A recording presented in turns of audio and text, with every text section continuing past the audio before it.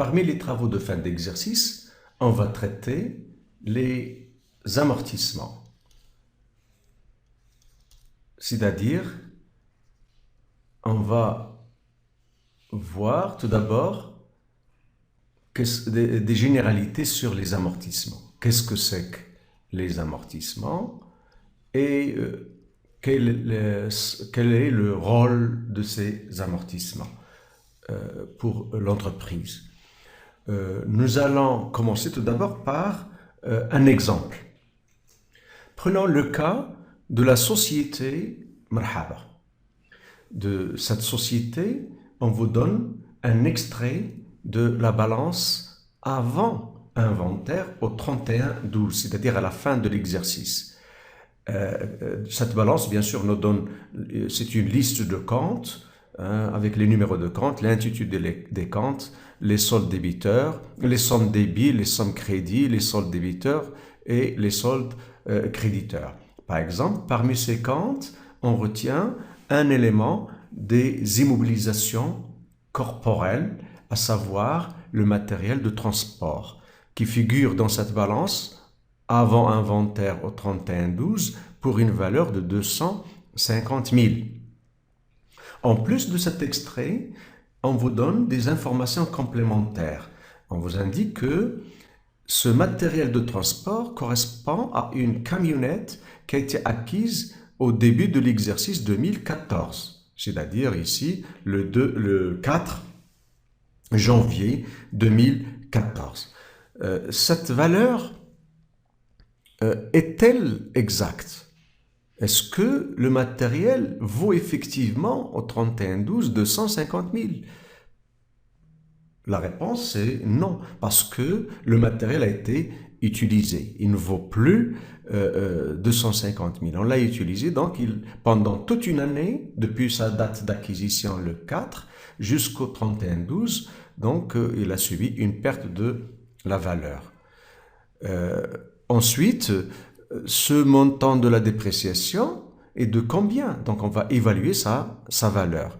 Puis déterminer la valeur effective à la fin de l'exercice.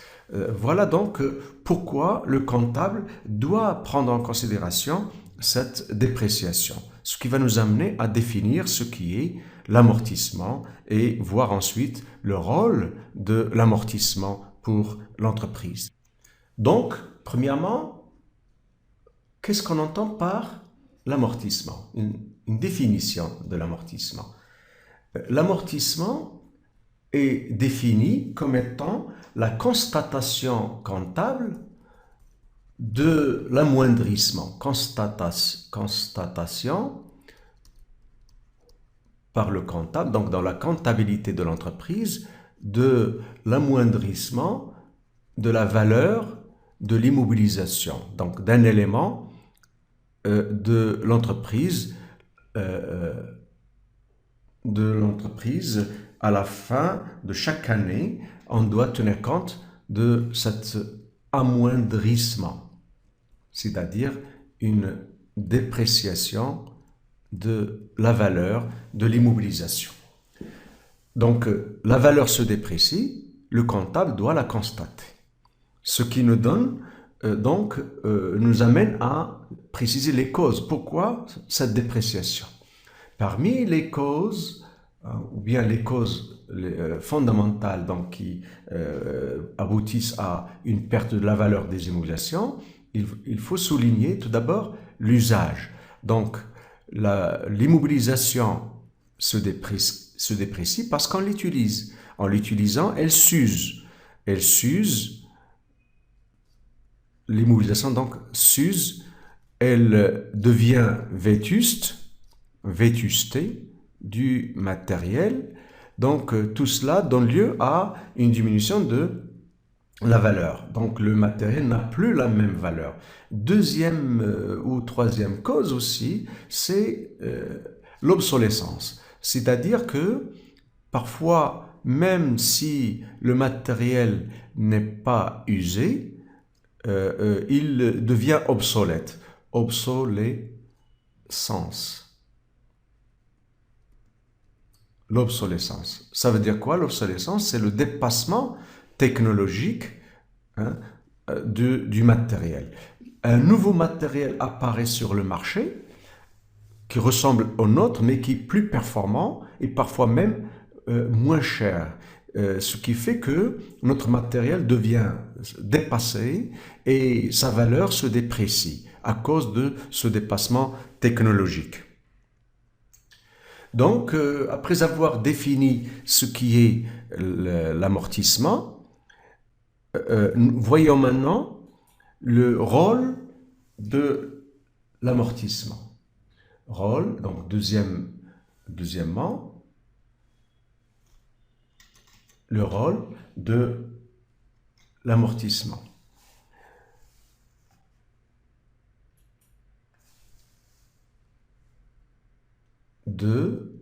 Rôle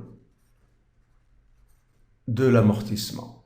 L'amortissement, c'est-à-dire la constatation comptable de l'amoindrissement de la valeur de l'immobilisation, c'est-à-dire la dépréciation, chaque année, donc à la fin de chaque exercice, va permettre à l'entreprise, tout d'abord, au niveau du bilan, de faire apparaître l'immobilisation pour sa valeur réelle. C'est-à-dire, tout à l'heure, par exemple, pour le matériel de transport, c'est pas seulement pour 250 000, mais pour sa valeur réelle. C'est-à-dire de montrer que le matériel acheté à 250 000 a été déprécié depuis sa date d'acquisition jusqu'à la fin de l'exercice, au 31/12/2014. Et donc, moins cette valeur, ce qui nous donne la valeur réelle. Donc, valeur réelle de l'immobilisation. Donc, une image fidèle de notre patrimoine, de notre actif immobilisé, de notre actif de façon générale. Deuxième rôle, c'est au niveau du CPC. Au niveau du CPC, c'est-à-dire compte de produits et de charges, en mettant produit moins charge, ça nous donne le résultat. Donc, en constatant la dépréciation, c'est-à-dire la perte, on va la constater comme charge. Et donc, le résultat qu'on va obtenir suite à cette constatation, il sera un résultat exact qui tient compte de cette dépréciation. Résultat exact, c'est-à-dire une image fidèle du résultat de l'activité de l'entreprise. Et du coup, si le résultat est exact, donc l'impôt qu'on va payer sur ce résultat sera aussi un impôt exact, parce qu'elle est calculée sur le résultat qui est exact. Les dividendes qu'on va payer aux associés, c'est-à-dire les parties de bénéfices qu'on va payer aux associés, ces dividendes seront des dividendes exacts, parce qu'ils sont calculés à partir d'un résultat exact.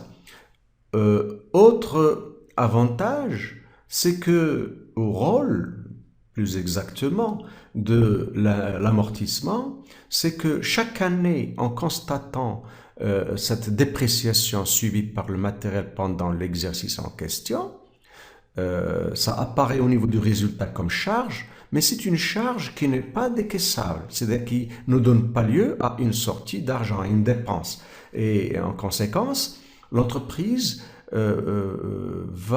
est en train de récupérer la valeur, c'est-à-dire, bien que c'est une charge, mais c'est une charge calculée, qui ne donne pas lieu à une dépense. Donc, ça permet à l'entreprise de récupérer. Donc, c'est la récupération de la valeur de l'immobilisation, la valeur qui a été investie sous forme d'immobilisation. Donc, récupération de la valeur grâce à cette technique de l'amortissement. Parce qu'il s'agit d'une charge qui ne donne pas lieu à une sortie d'argent, à une dépense.